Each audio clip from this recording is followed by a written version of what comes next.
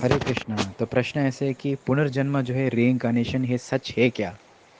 क्योंकि काफ़ी लोग सोचने लगे कि मैं तो याद ही नहीं पिछले जन्म का, और अगला जन्म है कि नहीं मुझे देखा भी नहीं, तो ऐसे कैसे विश्वास हो सकते हैं? लेकिन वास्तव में हम देखें, इस दुनिया में भी काफ़ी सारी चीज़ जो है हम देख नहीं सकते लेकिन है। जैसा एक्स रेज, अपना जो वाईफाई का, टेलीकम्युनिकेशन का लाइंस हैं, वायर्स, अपना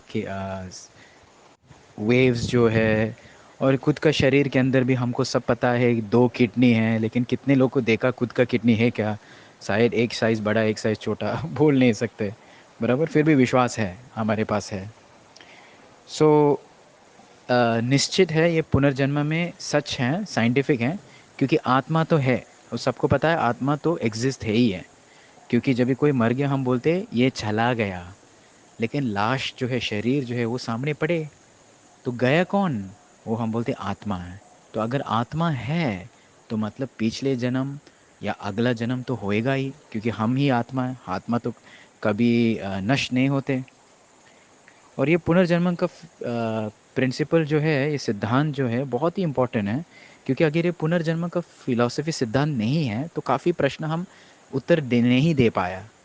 हाँ, उदाहरण जैसे अगर कोई पूछेंगे कि क्यों है कुछ लोग अमीर बन जाते, या अमीर परिवार में जन्म लिया, और कुछ लोग जो है गरीब परिवार में जन्म लिया, ऐसा क्यों?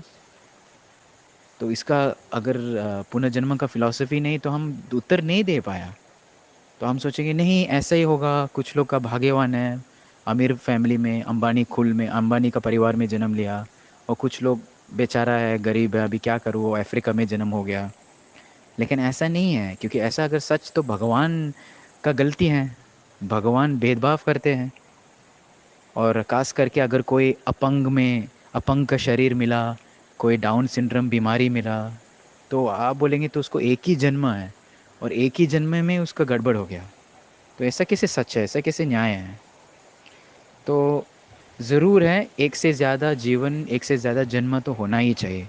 और ये सारी चीज़ जो है कारण और परिणाम का रिलेशन है, cycle of cause and effect. जो चीज़ हमने किया, इसके लिए हम परिणाम भोग रहे हैं, और परिणाम के कारण उसके बाद में और कुछ कारण है, ऐसा घूमते रहते हैं। लेकिन फिर भी लोग कहने लगे कि पर मुझे याद ही नहीं, तो कैसे पता है मैंने गड़बड़ किया या मैंने सच किया पिछले जन्म? तो इसमें हम एक सिंपल उदाहरण देख सकते हैं कि काफ़ी चीज़ हमको याद ही नहीं है। जैसे समझो अगर कोई कैसे न कैसे पैर में कुछ चोट लग गया, स्नान करते समय ऐसा एक जलन का फीलिंग आता है पैर में, तब उन्होंने देखा अरे पैर में चोट लग गया, कट गया। लेकिन ये कहाँ हुआ, कब हुआ, याद ही नहीं है। लेकिन कम से कम उसको पता है कुछ तो हुआ, कुछ तो किधर तो लग गया। याद नहीं, पता नहीं कब हुआ, कैसे हुआ, लेकिन कुछ तो होगा, बराबर। तो वैसे हमारा जीवन में जब भी कुछ संकट आया, मुसीबत आया, तो हम भी देखें अरे ये कैसे हुआ, कब हुआ, मुझे पता भी नहीं, याद ही नहीं। लेकिन इतना तो समझना चाहिए कि कुछ तो हुआ, पिछले जन्म में कुछ तो हुआ, बराबर। और इसके साथ साथ में हम देखेंगे भी आजकल का जितना सारे वैज्ञानिक साइंटिस्ट लोग, उन्होंने इसके ऊपर बहुत रिसर्च किया। और ऐसा रिसर्च किया कि उनको प्रूफ भी है, कुछ कुछ बच्चे लोग हैं उसको पुनर्जन्म या पिछले जन्म का मेमोरीज़ हैं, याद है।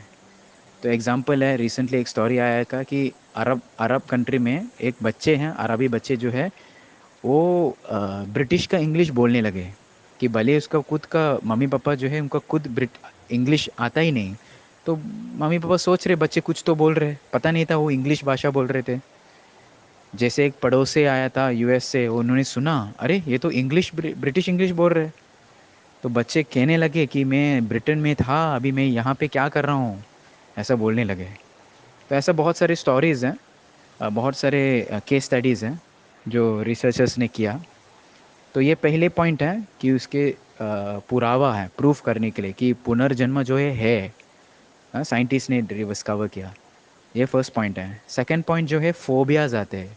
फोबियाज में तो एक प्रकार का डर है, कुछ कारण नहीं, पता नहीं, लेकिन डरते हैं कुछ कुछ चीज़ से। जैसे कोई हाइट से डरते हैं, और कोई पानी देख के डर जाता है, कोई अग्नि देख के डर जाते हैं, पता नहीं क्यों। मॉडर्न साइंटिस्ट कहते हैं कि ये कुछ न्यूरोलॉजिकल, ब्रेन के अंदर कुछ तो प्रॉब्लम है। लेकिन कुछ कुछ खास ऑब्जेक्ट्स ही डर जाते हैं। हाँ, तो ये हमारा सिद्धांत में हम समझ आते कि पिछले जन्म उसको कुछ हुआ, समझो वो जला हुआ एक घर के अंदर फंस गया, वो इस तरह से मर गया, तो अग्नि देके बहुत वही याद आया था। फिर इस जन्म में उसका अग्नि से भय आ जाते हैं, भय भीति आ जाता है, फोबिया आ जाते हैं। हाँ, ऐसा अलग अलग प्रकार है। ये सेकंड पॉइंट है, सेकंड प्रूफ है। तीसरा जो है बर्थ मार्क। तो कुछ कुछ लोग के शरीर पे ऐसा ही निशान है, तो पता नहीं है बचपन में ये निशान होगा, पैदा हुए ही निशान है। वो कभी कभी हाथ में, पैर में, सर में, कहीं पे भी, बड़े बड़े साइज़, छोटे साइज़, पता नहीं क्यों है। अगर डॉक्टर के पास जाएंगे तो डॉक्टर बोलते हैं ये तो हाइपर पिगमेंटेशन है, इसका मेलेनिन एक जगह पे ज़्यादा है, बाकी नहीं है, वो होते रहते हैं, लेकिन उसका कुछ कारण नहीं है। लेकिन शास्त्र के अनुसार, ये पुनर्जन्म के अनुसार हमको पता है कि पिछले जन्म में कुछ तो हुआ। समझो उसका हाथ कट गया और वो दर्द होने के कारण उसका हाथ का जगह पे वही याद आया।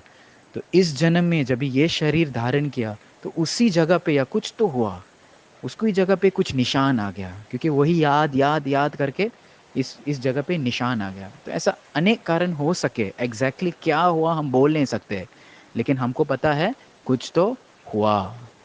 तो इस तरह से हम देखेंगे पुनर्जन्म जो है, रीइंकार्नेशन जो है, बहुत रियल है और बहुत साइंटिफिक है। क्योंकि इस जन्म में भी, इस दुनिया में भी हम देखेंगे कोई अगर कुछ प्रॉब्लम, एग्ज़ाम में फ़ेल हो गया तो उसको बारंबार चांस मिला एग्ज़ाम करने के लिए वापस। कोई अगर जेल में जाएंगे, कुछ गड़बड़ किया, उसको बारंबार चांस मिला सुधार करने के लिए। तो जीवन में, लाइफ में क्यों बारंबार चांस नहीं मिलने चाहिए? अगर भगवान बारंबार चांस नहीं दिया तो भगवान बहुत क्रूर है, लेकिन भगवान ही परम दयालु है। तो बारंबार भगवान चांस देते ही क्यों? जीवन का उद्देश्य ये है कि हमारे जीवन को सफल करना और इस जन्म मृत्यु का चक्कर को बाहर आने का, बस यही गोल है लाइफ का। तो बारंबार हम फेल होते रहते हैं क्योंकि भौतिक चीज़ों से आकर्षण हो जाते हैं।